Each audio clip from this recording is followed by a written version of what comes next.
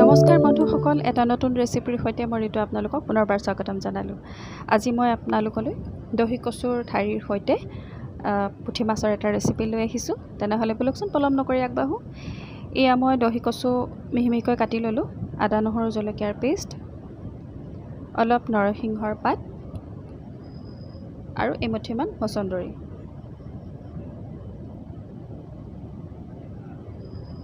প্ৰথমে মই কেৰাহীখন অলপ গৰম হ'বলৈ দিম। কেৰাহী গৰম হোৱাৰ পিছত মিঠাতেল দিছোঁ। মিঠাতেল আপোনালোকে নিজৰ জোখত দিব পাৰে। এতিয়া ইয়াতে মই এটা মিডিয়াম সাইজৰ পিঁয়াজ মিহিকৈ কাটি লৈছিলোঁ, সেইখিনি দি ভালদৰে ভাজি ল'ম।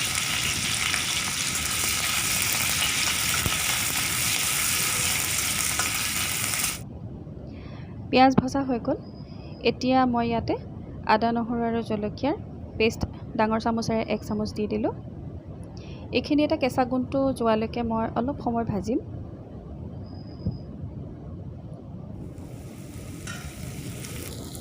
আদা নহৰু ভজা হৈ গৈছে। এতিয়া ইয়াতে মই নৰসিংহৰ পাতখিনি দি দিম। বন্ধুসকল, এই ৰেচিপিটো খুব হেল্ডি হয়, যিহেতু কচুৰ ঠাৰি আমাৰ কাৰণে কিমান ভাল জানি সকলোৱে। মই পুনৰ ক'ব নালাগে বাৰু। নৰসিংহৰ পাতো আমাৰ পেটৰ কাৰণে ভাল। এয়া মই মচন্দৰী দি দিলোঁ। মচন্দৰীখিনি কাটিব নালাগে, যিহেতু গলি যায়। মচন্দৰীও আমাৰ পেটৰ কাৰণে ভাল, যিহেতু খাবলৈও ভাল হয় ৰেচিপিটো আৰু খুব হেল্ডি হয়। আশা কৰিলোঁ আপোনালোকে বনাই খাব। এয়া চাওক, মচন্দৰীৰ পাতখিনি গলি গ'ল। এতিয়া ইয়াতে মই কাটি থোৱা কচুৰ ঠাৰিখিনি দি দিম।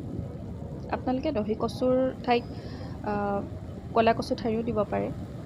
কিছু লোকে মান কচু বুলিও কয়। সেই ঠাৰিটো দিও বনাই খালে খুব ভাল লাগে। এতিয়া মই গোটেই বস্তুখিনি ভালদৰে মিলাই ল'ম। মিলাই লোৱাৰ পিছত নিমখ দিলোঁ জোখমতে আৰু হালধি দিলোঁ। নিমখ প্ৰথমতে আপোনালোকে কমাই দিব, কাৰণ কচুখিনি গলি যায়, গলি তেনেই অকণমান হৈ যায়। এতিয়া মই ঢাকোন লগাই এইখিনি সিজিবলৈ দিম। বন্ধুসকল, এইখিনিতে কওঁ, মই আচলতে ভিডিঅ'টো ৰেকৰ্ড কৰা নহ'ল, এইখিনি ৰেকৰ্ড নহ'ল। মই অলপ পানী ছটিয়াই কচুখিনি মই ঢাকোন মাৰি মাৰি ভাজি আছিলোঁ প্ৰায় 20 মিনিটমান। সেইখিনি এতিয়া গলি গৈছে।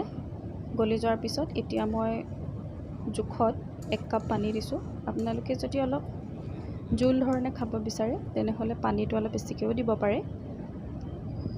এতিয়া কচুখিনি উতল অহাত মই তাতে পুঠি মাছকেইটা দি দিলোঁ। পুঠি মাছৰ সলনি আপোনালোকে ডাঙৰ মাছো দিব পাৰে, আৰু যদি শুকান মাছ আপোনালোকে খাই ভাল পায় তেনেহ'লে চেপা মাছ দি খাবচোন, খুব ভাল লাগে।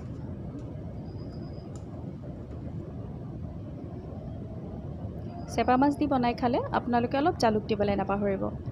এতিয়া এইখিনি ভালদৰে লৰাই লোৱাৰ পিছত মই ঢাকোন মাৰি পুনৰ 15 মিনিটমান সিজিবলৈ দিছিলোঁ। এয়া চাওকচোন বন্ধুসকল, মোৰ কচু একদম গলি গ'ল। হৈ গ'ল মোৰ আজিৰ ৰেচিপিটো। গতিকে বন্ধুসকল, খুব সোৱাদ হয় গৰম ভাতৰ লগত খাবলৈ এই কচুবিধ। আপোনালোকে এনেধৰণে বনাই যদি খোৱা নাই নৰসিংহ আৰু মচন্দৰী পাতৰ লগত, তেনেহ'লে আপোনালোকে ঘৰত এবাৰ ট্ৰাই কৰিব বুলি আশা কৰিলোঁ। গতিকে বন্ধুসকল, যদি আপোনালোকে মোৰ চেনেলত নতুন হয় তেনেহ'লে প্লিজ ছাবস্ক্ৰাইব কৰিবলৈ নাপাহৰিব, আৰু যদি আজি ৰেচিপিটো ভাল লাগিল তেনেহ'লে এটা লাইক কৰি দিব। ধন্যবাদ।